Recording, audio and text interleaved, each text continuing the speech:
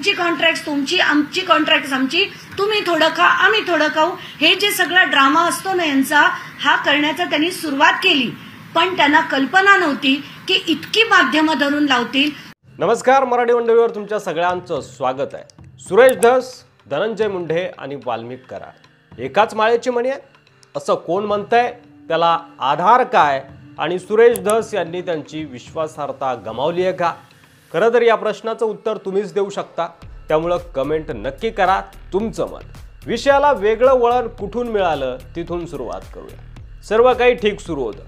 सुरेश धस, सरपंच संतोष देशमुख हत्या प्रकरणातील आरोपींना शिक्षा व्हावी हा विषय लावून धरत होते आणि आकाचे आका असं म्हणत वाल्मिक कराड आणि इशारोबे धनंजय मुंडे यांना देखील दारेवर धरत होते. पण नंतर झाली भाजपचे प्रदेशाध्यक्ष चंद्रशेखर बावनकुळे यांची या प्रकरणात एंट्री आणि गेम इथूनच पलटला.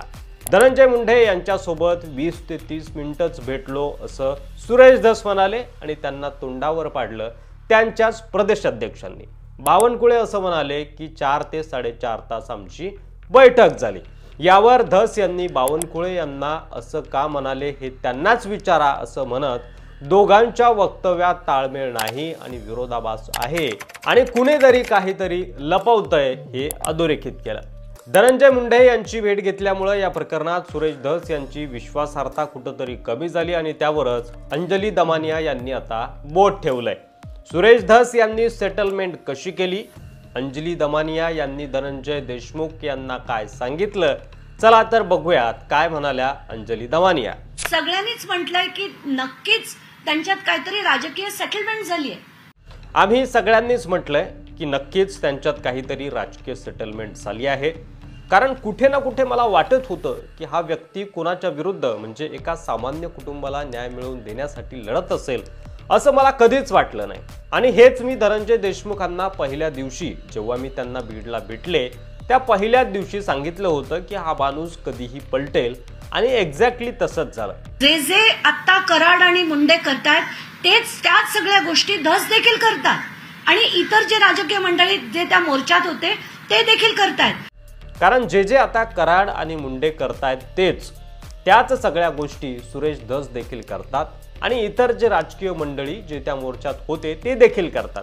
म्हणूनच पहिल्या दिवशीपासून माझा स्टँड क्लिअर होता की मी मोर्चात जाणार नाही. मला जो लढा द्यायचा आहे त्या मोर्चाच्या मागे बसून आम्ही तिथे आंदोलन केलं होतं पण स्टेजवर चढलो नाही. कारण माझी खात्री होती की जितेंद्र आव्हाड काय, संदीप क्षीरसागर काय, धस काय या सगळ्यांना माहिती नाही का की काय चीज आहेत ते धनंजय मुंडे, कसे आहेत ते वाल्मिक कराड, सगळ्यांना माहिती आहे. पण हे जे सगळं आहे ते नुसतं राजकीय ड्रामा होता आणि मला असं कुठेतरी वाटतं की धसांना कदाचित कल्पना नव्हती की हे प्रकरण इतकं मोठं होईल, मीडिया इतकं लावून धरेल. त्यांना वाटलं की हा मुद्दा मी जर अधिवेशनात उचलला तर समोरून सेटलमेंट होईल. कारण खरं माझ्या मते मला जर कुणी विचारलं तर बहुतेक कराड त्यांच्या भागात काम करायला लागले होते. ते थांबवण्यासाठी धसांनी असा स्टँड घेतला, अधिवेशनात प्रश्न विचारला म्हणजे समोर सेटलमेंट होऊन तो तुमच्या भागात येणार नाही, तुम्ही तुमचं काम करा आम्ही आमचं काम करू.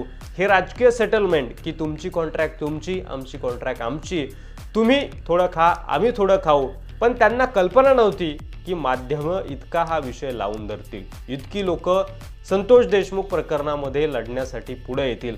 आणि हा विषय जेव्हा मग वाढायला लागला मग अस्वस्थ होऊन बावनकुळे आणि यांची छानपैकी एक बैठक झाली. सगळ्यांच्या छान गप्पा गोष्टी झाल्या, 4-4 तास बैठका झाल्या आणि त्यानंतर राजकीय सेटलमेंट झाली.